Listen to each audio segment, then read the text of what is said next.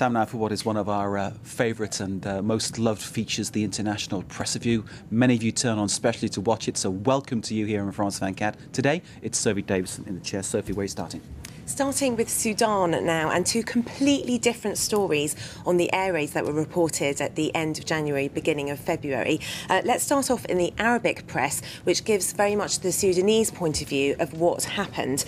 Now, Al-Sharq Al-Awsat, in that paper, Sudan accuses the USA and France of carrying out the attack, in which a convoy of suspected arms smugglers was targeted. However, Sudan says that it wasn't arms smugglers at all. It was 800 clandestine Eritreans and Ethiopians on their way to Egypt, and they say that 800 people were killed. Now, completely different story over in Israel. Let's look at the cover of the Jerusalem Post, and it's a whole new story there. Olmert boasts of global reach after Hamas arms convoy hits in Sudan.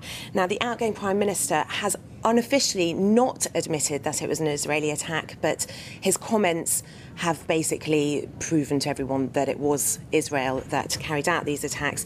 And he says there's nowhere in the world Israel cannot reach, and that's very much taken as an admission. Israel's story is very much that the convoy was carrying arms from Iran for Hamas use. So that's the Jerusalem Post there. OK.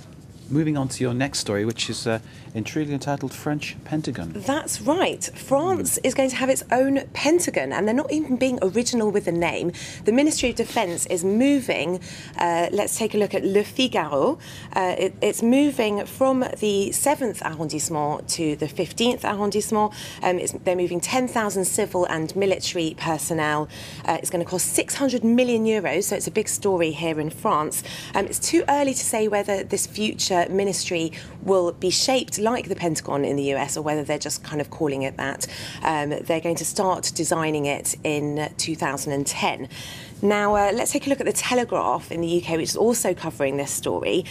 If you live in the Parisian district of Ballard, you'll be very unimpressed that the Telegraph has called it characterless, saying, why on earth are the Defence Ministry moving to Ballard instead of in their very posh 7th arrondissement area at the moment? According to the Telegraph, it's going to be a major architectural gesture complete with a bunker. So France's very own Pentagon there. A bunker in Ballard. A bunker in Ballard. Fantastic stuff. It's on Line 8 if you're interested, tourist-wise, going down to Ballard to see the development of France's very own Pentagon. Yeah. What's next? Staying with France, and President Sarkozy has denied that Bikini Babe, as labelled by the UK press. Bikini Babe? Christine Kelly. Well, we are talking about the UK press here.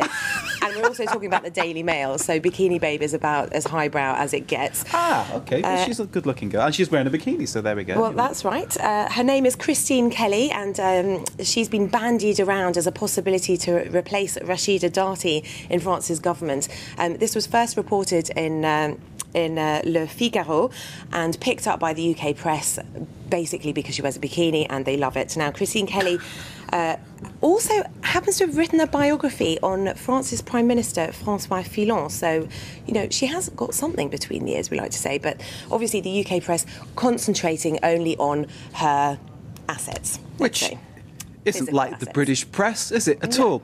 What's next, now, finally? Did you know that spicy food is difficult to digest in space?